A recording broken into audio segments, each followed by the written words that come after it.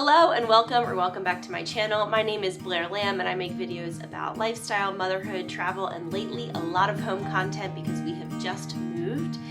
I want to talk today about moving as a catalyst for decluttering because throughout the process of this move, even though we were actually upsizing our space, we downsized our belongings significantly, and I feel like it has been so cleansing and has just brought there's a bird that just came by and it scared me. So cleansing and has brought so much peace into our space and into our new home, and I just recommend it heavily for anybody who's moving. Of course, there's no wrong time to declutter, and honestly, I feel like decluttering has to be, in order for it to be effective, an ongoing process where as things continually come into the home, other things are continually being sold or donated and getting out of the home.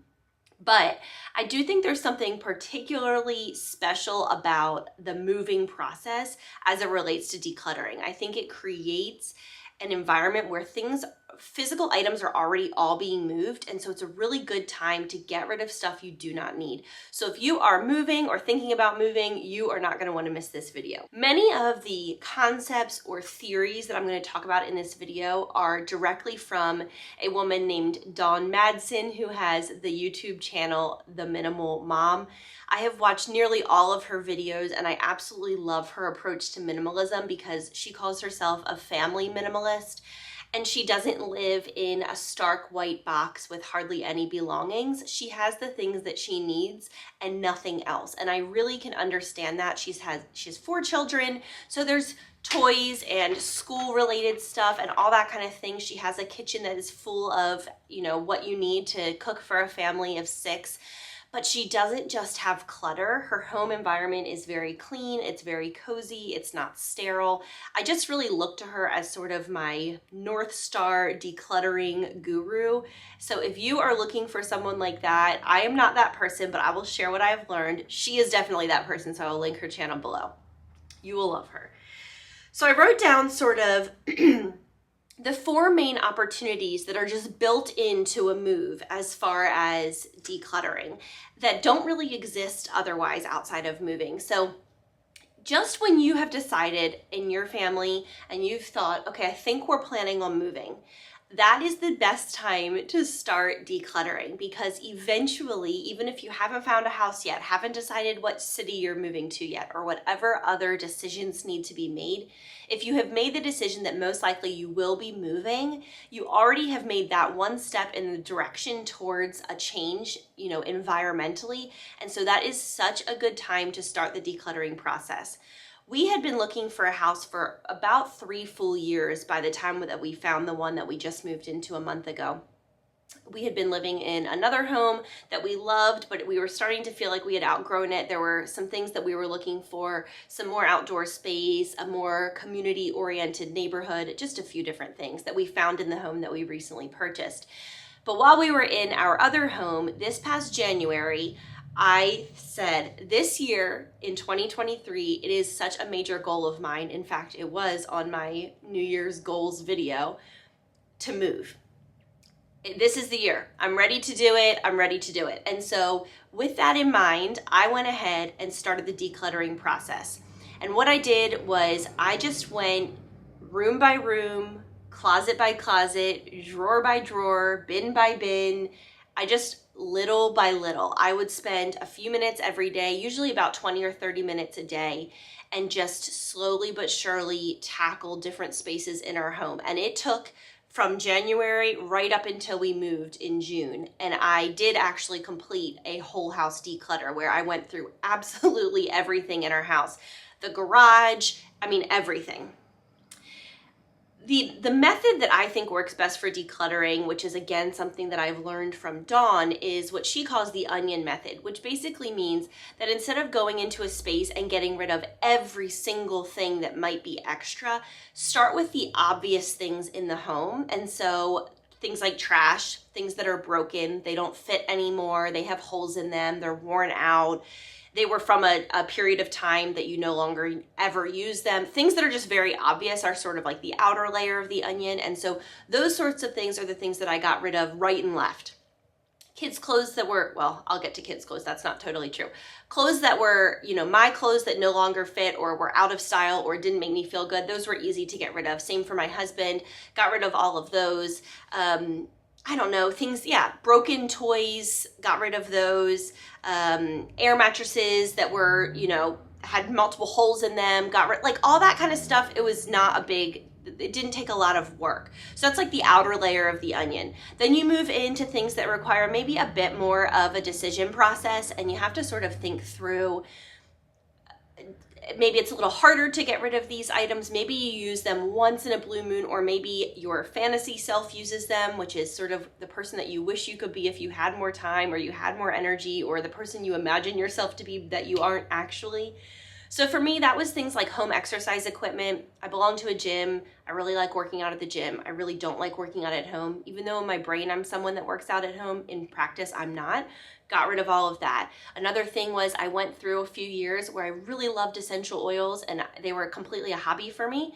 And then I fell out of love with them. It was a hobby, it came and went. And so that was sort of the second layer of the onion. I sold all of those on Facebook Marketplace and, just moving through things like that. Then you get a little bit further and a little bit further, and then you get down to like sentimental items, which is more where I would put the baby clothes.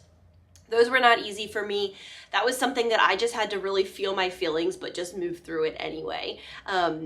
Getting rid of my children's, I saved 1 or 2 outfits from both of them, put them in some little memory boxes, and then everything else I donated or sold, mostly donated, the baby clothes, because there's just so many of them, and I wasn't going to move boxes and boxes of baby clothes into the new home just to keep them because it was too emotional. But that was like the core of the onion. That was something I did when we were in the closing period of our house. We had already put in the offer, we were waiting to close. So that was something I waited, that was the core of my onion for sure. So anyway, the first step I would say is if you want to move, if you're thinking about moving, if you're looking for a home or a new apartment or moving to a new city, just start. Start with the obvious things. If you open up your junk drawer and you try to use a pen and it doesn't work, toss it. If you look back in there and there's old frayed Post-it notes that have gotten waterlogged and you're never going to use them, get rid of it.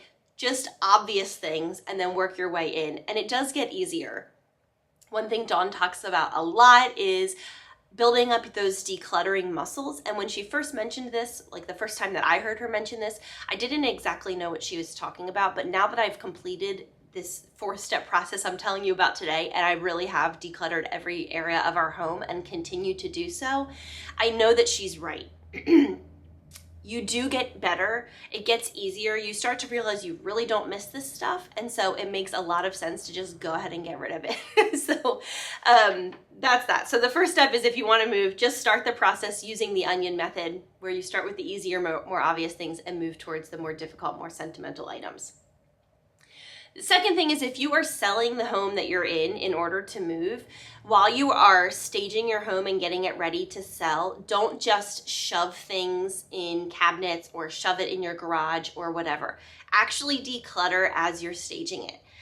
I did this, and I will say it makes the process more complicated and more time consuming, because it would be a lot easier just to take everything off of whatever surfaces and just shove them in boxes and throw them in the garage or whatever.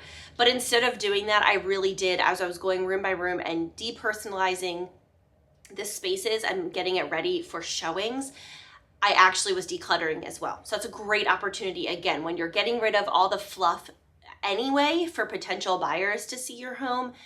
At that same time, get rid of any fluff that's for your family too. The stuff that you don't even use, get rid of that. And that includes stuff in your kitchen drawers and all that kind of thing, because potential buyers totally look through the space to see if they could imagine them and their things in your space. So that's your second opportunity to declutter when you are moving, is that when you're staging the home and getting it ready to sell, if you are selling a home with your move, don't just shove things, declutter them as you go.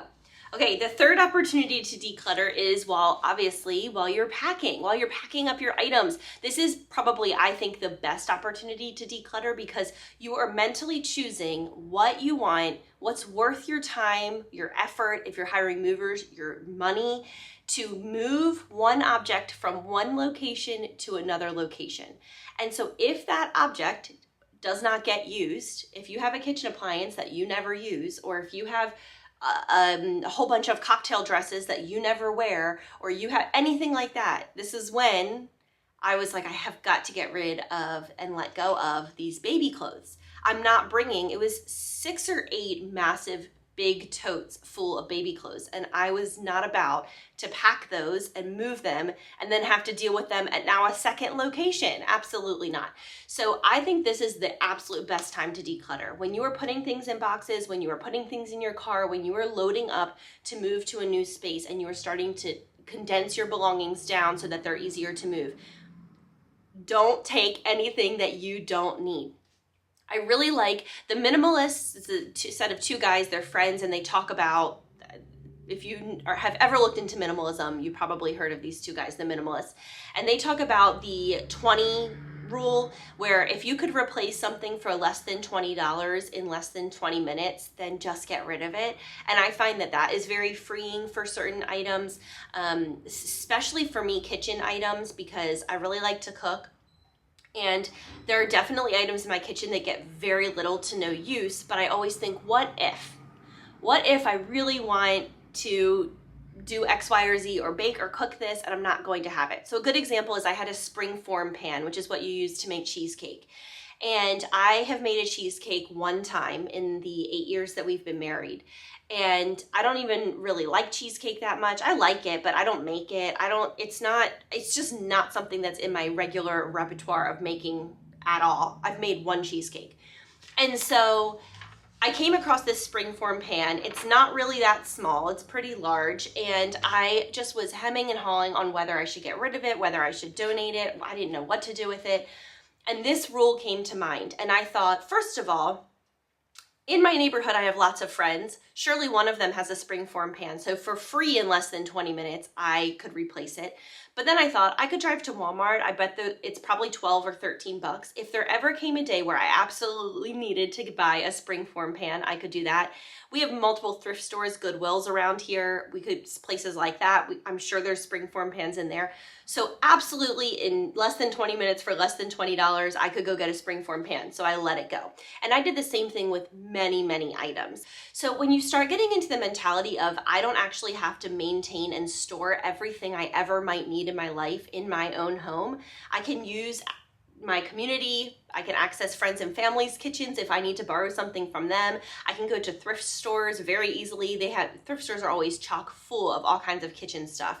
Or I can even just run to the Walmart or the Target and grab something, and those prices are usually pretty good too. So, or Amazon, anyway, that really freed up my thinking because I didn't feel like I had to hoard everything that I ever might need in my life. So when I was packing, I majorly decluttered. With every box or 2 that I packed to take, there was another box that I was going and taking to the thrift store to donate. And I mean, you would be astounded if you saw. I'm sure I have some footage of it. I don't know if I have access to it anymore, if I've saved it or not. But my trunk of my car for weeks as we were packing our old house was just full all the time. And I was going to the donation center almost every day or every other day. And just anything that we had not been using, I was just getting rid of. And then the 4th opportunity, of course, is while you are unpacking. And I have been doing this a ton.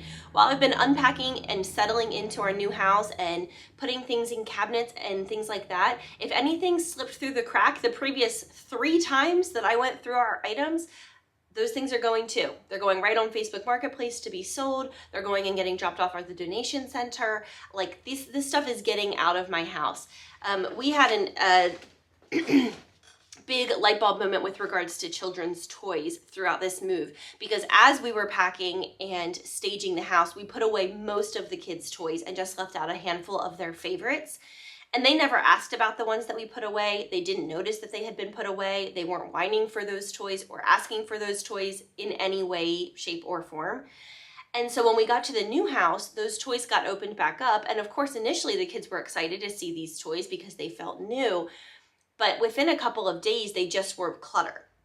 And the kids, there were just way too many toys. So they had all their favorites that they had with them for the past few weeks. And then they also had all these new toys in these 2 enormous cardboard boxes that had just gotten dumped out. And they were just absolutely everywhere. The toys were in between the couch cushions. They were under every piece of furniture. They were like migrating around the house.